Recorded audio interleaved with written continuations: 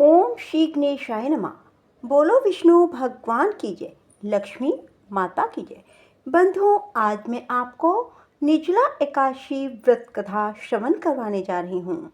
बंधुओं, आप सभी जानते हैं, साल में आने वाली सभी एकादशियों में निर्जला एकादशी का व्रत एक ऐसा व्रत है जिसे कर लेने से साल सभी एकादशियों के व्रत का फल प्राप्त हो जाता है।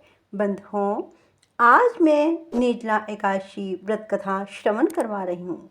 वर्ष की 24 एकादशियों में ज्येष्ठ के शुक्ल पक्ष की एकादशी सबसे बढ़कर फल देने वाली है। इस एकादशी का व्रत रखने से ही वर्ष भर की एकादशियों के व्रत का फल प्राप्त हो जाता है। निर्जला एकादशी में एकादशी के सूर्योदय से द्वादशी के सूर्योदय तक जल भी ग्रहण ना करने का विधान है। इसी वजह से इसे निर्जला एकादशी कहते हैं। ज्येष्ठ मास में दिन बहुत बड़े होते हैं और प्यास भी अधिक लगती है। ऐसी दशा में इतना कठिन व्रत रखना सचमुच बड़ी साधना है। निर्जला एकादशी के दिन अपनी शक्ति और सामर्थ्य अनुसार ब्राह्मणों को अनाज, वस्त्र, छत्री, फल, जल से भरे कलश और दक्षिणा देने का विधान है। सभी व्यक्ति प्राय मिट्टी के घड़े और सुराहियों, पंखों और अनाज का दान तो करते ही हैं। आज के दिन मीठे शरबत की प्याऊ भी लगवाते हैं।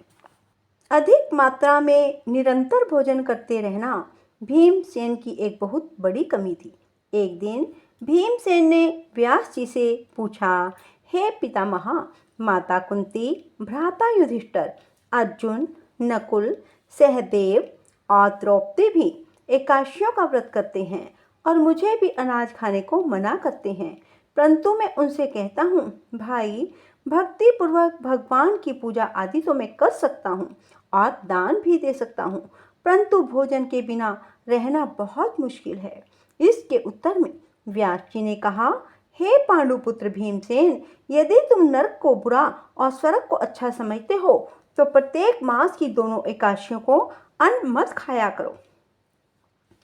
तब भीमसेन ने कहा, हे पितामह, मैं तो पहले ही कह चुका हूँ कि मैं भोजन के बिना नहीं रह सकता। यदि वर्ष भर में कोई एक ही व्रत हो तो मैं रख सकता हूँ। मेरे पेट में वृक्क नाम वाली अग्नि है। मैं अन्न के भोजन के बिना पूरा उपवास तो क्या, एक समय भी भोजन किए बिना नहीं रह सकता। इसलिए आप मुझे कोई ऐसा व्रत बताइए जो वर्ष भर में केवल एक बार ही करना पड़े और मुझको स्वर्ग की प्राप्ति हो जाए। श्री व्यास जी ने कहा, हे पुत्र, बड़े बड़े ऋषियों ने अनेक शस्त्र बनाए हैं। उनमें वर्णित उपायों के द्वारा थोड़े परिश्रम से ही स्वर्ग की प्राप्ति हो सकती है, परंतु उन शास्त्रों में भी दोनों पक्षों की एकादशियों के व्रत को मुक्ति के लिए सबसे श्रेष्ठ बताया है। श्री व्यास जी के वचन सुनकर भीमसेन नरक में जाने के भय से भयभीत हो गए और कंपायमान होकर बोले, अब क्या करूं? एक मास में 2 व्रत तो मैं नहीं कर सकता। हाँ, वर्ष में एक व्रत करने का प्रयत्न अवश्य कर सकता हूँ। एक दिन व्रत करने से मेरी मुक्ति हो जाए, यदि ऐसा कोई व्रत हो तो कहिए। यह बात सुनकर व्यास जी कहने लगे, वृष और मिथुन संक्रांति के बीच में ज्येष्ठ मास के शुक्ल पक्ष की जो एकादशी आती है, उस एकादशी का व्रत करो। इस एकादशी के व्रत में स्नान और आचमन के सिवा जल वर्जित है। आचमन में 6 मासे जल से अधिक नहीं होना चाहिए, अन्यथा वह मद्यपान के समान हो जाता है। इस दिन भोजन नहीं करना चाहिए, क्योंकि भोजन करने से व्रत नष्ट हो जाता है। निर्जला एकादशी के दिन सूर्योदय से लेकर द्वादशी को सूर्योदय तक जल ग्रहण ना करने से समस्त एकादशियों के व्रत का फल प्राप्त होता है। द्वादशी को सूर्योदय से पहले उठकर स्नान आदि करके ब्राह्मणों को दान आदि देना चाहिए। इसके पश्चात भूखे और सत्पात्र ब्राह्मण को भोजन कराएं, फिर भोजन करें। इसका फल 1 वर्ष की संपूर्ण एकादशियों के फल के बराबर है। व्यास जी कहने लगे, हे भीमसेन, यह मुझको स्वयं भगवान ने बतलाया है। इस एकादशी का पुण्य समस्त तीर्थों और दानों से भी अधिक है। केवल एक दिन निर्जल रहने से मनुष्य के सभी पाप नष्ट हो जाते हैं। जो मनुष्य निर्जल एकादशी का व्रत करते हैं, उनको मृत्यु के समय यमदूत आकर नहीं खेदते, वरन भगवान के पार्षद उसको पुष्पक विमान में बिठाकर स्वर्ग को ले जाते हैं। अतः संसार में सबसे श्रेष्ठ व्रत निर्जला एकादशी का है। इसलिए यत्न के साथ इस व्रत को अवश्य करना चाहिए। इस दिन ओम नमो भगवते वासुदेवाय मंत्र का जप करना चाहिए और गौ का दान भी करना चाहिए।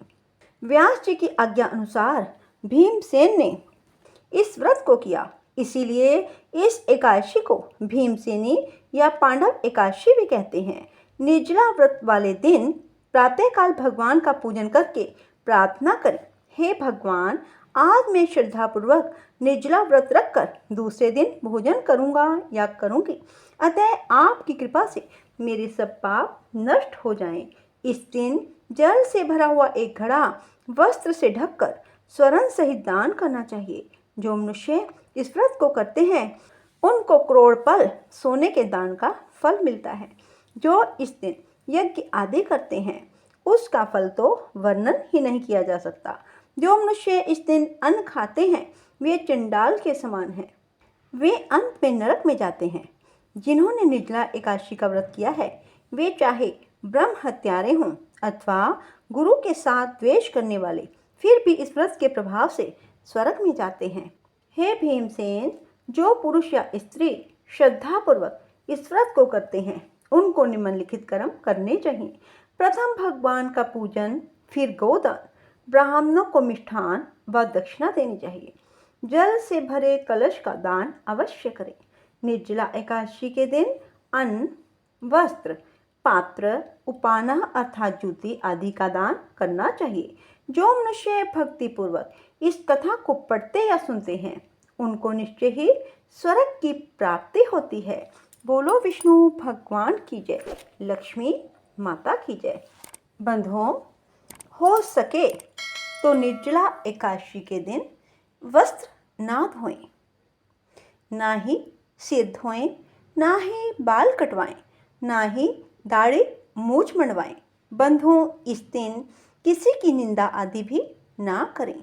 झूठ बोलने से परहेज करें, बड़ों का सम्मान करें और छोटों से प्यार करें। बंधुओं, इस दिन भगवान विष्णु के नाम जाप में बिताएं, रात्रि जागरण करें और प्रातःकाल फिर जल्दी उठें और स्नान आदि से निवृत्त होकर भगवान विष्णु की पूजा के बाद किसी ब्राह्मण को भोजन कराएं और फिर स्वयं व्रत का पारण करें। बंधुओं, यदि आप इस प्रकार निर्जला एकादशी का व्रत करेंगे तो भगवान विष्णु की विशेष कृपा आप पर बनी रहेगी और आपको स्वर्ग की प्राप्ति होगी। राधे राधे, जय श्री कृष्णा। बंधुओं, यदि आपको हमारी वीडियो पसंद आए तो इसे लाइक करने के साथ साथ शेयर अवश्य करें और कमेंट बॉक्स में राधे राधे लिखना ना भूलें। राधे राधे, जय श्री कृष्णा, धन्यवाद।